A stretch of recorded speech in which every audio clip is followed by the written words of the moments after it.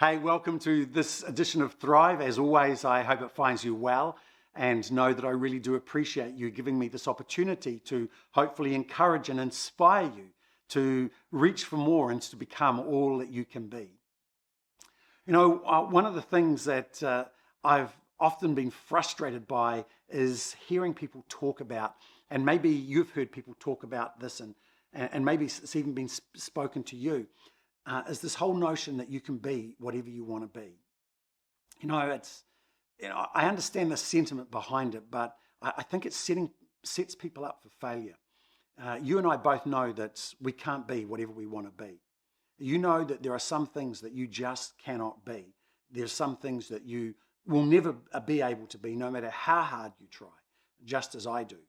You know, there are, as much as I may want it to be otherwise, I will never stand on a stage and have an audience enthralled by my singing voice. I will never be able to sing an opera. I will never sing in a band.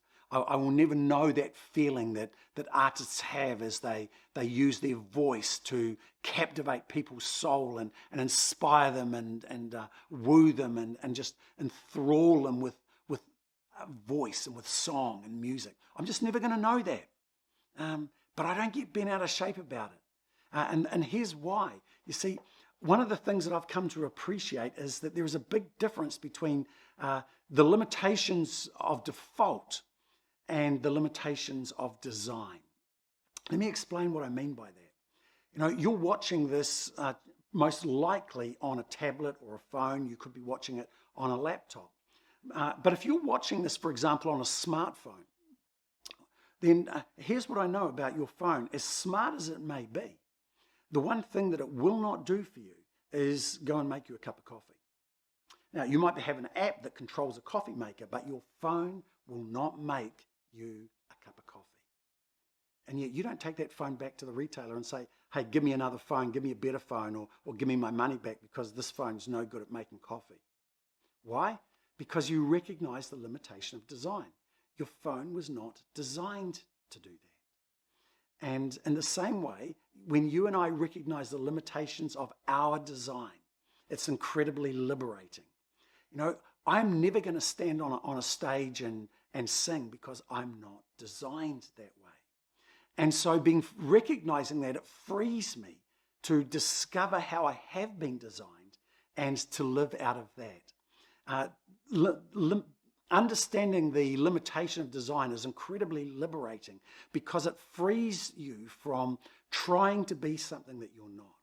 It frees you from the expectations of others. It frees you from the desires that other people have for your life based on how they're designed. And it lets you just focus on and discover who you are, how you've been designed, and then to become the best that you can be within that limitation.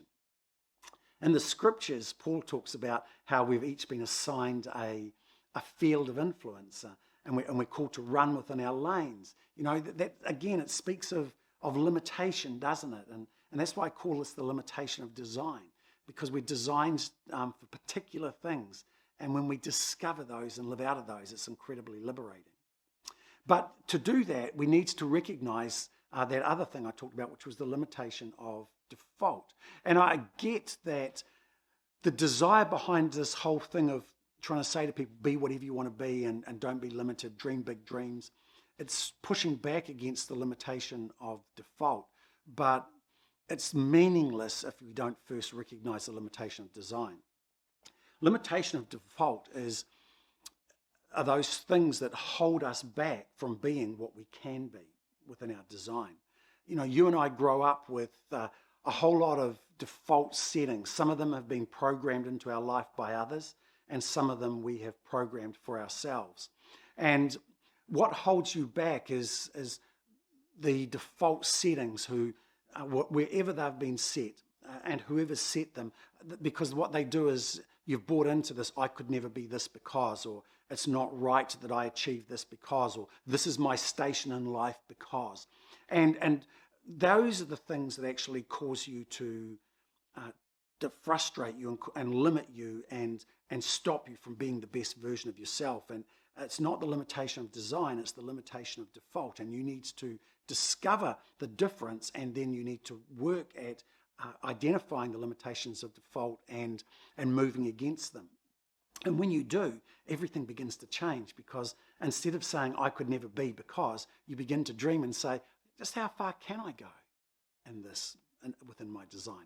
Just how far can I go along this road of my passion? Just how high can I fly creatively? And on it goes. And that's where the fullness of life is experienced and lived. And as I say, I didn't have the vocabulary for this growing up, but I discovered this in my teenage years at school. What happened for me was that I went to a school where the focus was primarily on either sport or academia, and if you were an academic, then you were really encouraged, and they resourced everybody well, to be fair to the school, to achieve at the highest levels possible. The problem for me was that as much as I was equipped academically, I guess, and to an extent enjoyed it, I actually enjoyed creativity. I enjoyed people. I enjoyed practical things. And so I didn't really fit a particular mold. And I guess the best way of describing my experience at school was that I was the bane of most of my teachers' lives, I suspect, because I didn't pursue the academic things with the rigor that they expected of someone like myself. And at the same time, I wasn't as fully competent at some of the other things as some of the other people were. And yet I enjoyed living in both worlds, so to speak. And so one day I find myself in one of my senior master's rooms, and he's looking at me frustrated, and he says, what do you want to do when you leave school, Tomo? And I remember looking at him, and at that point in my life, the two things that I really enjoyed most at school, academically, were maths and science. And the thing that I wanted to do with my life was I actually wanted to study astrophysics and become an astronaut. And I'd even worked out this sort of semi-path towards that, and that would ultimately have taken me to Houston and to NASA and all those sorts of things. And that's what I wanted to do with my life at that point. And so I told him, and he looks at me and he goes, and he sort of laughs a little, and he says, no, seriously, what do you want to do when you leave school? And I said, I want to be an astronaut. And he looked at me and he said, well, what are your brothers doing? And he knew what my brothers were doing, because my brothers had gone before me at school, and they'd both done well, and one had gone into agriculture and the other was doing engineering, and they were both doing really well. And so I told him, and he said, have you thought about careers in those paths? And I said, no, they don't interest me. And then he said, what about your father? And at that point, I could recognize where this was all going, that really what he was trying to do was create a limitation of default. He was trying to limit my expectations of myself about what was fitting, what was acceptable, and what I should pursue, by creating some boundaries for me and saying, this is what your father does, this is where your brothers are, why don't you do something within that? And so I looked him in the eye and said, my father's a career criminal. And of course, that didn't go down so well. But it achieved what I'd wanted to achieve, was that I wanted him to stop trying to limit me and tell me what I couldn't be, and let me begin to explore what I could be. And I say that because you may have experienced something like that too. And what holds you back is not the limitation of your design. Find the limitations and celebrate them. But what's holding you back is the limitation of default, of those settings that you need to identify and push back against. Those settings that say, because you were born into this socioeconomic group, that's your life. Because of your education, this is all you can achieve. Because of the degrees that you've done and your life experience, this is how high you're going to go. These are the career prospects. These are the opportunities. Push back against those, because, you see, part of discovering your limitation of design is recognizing your passions and your drives and what brings you alive, because that's how God designed you. And once you realize those, then it's easier to begin to identify those default settings that work against that try and keep you from living out of that. And if you push back against those, who knows? how high you can fly. Who knows how far you can go? But I do know this, that once you identify the limitation of design, push back against the identified limitations of default, you will be closer to living out of the full version, the best version of you than you've ever been. Because you're living in that, what I call the sweet spot of design and potential.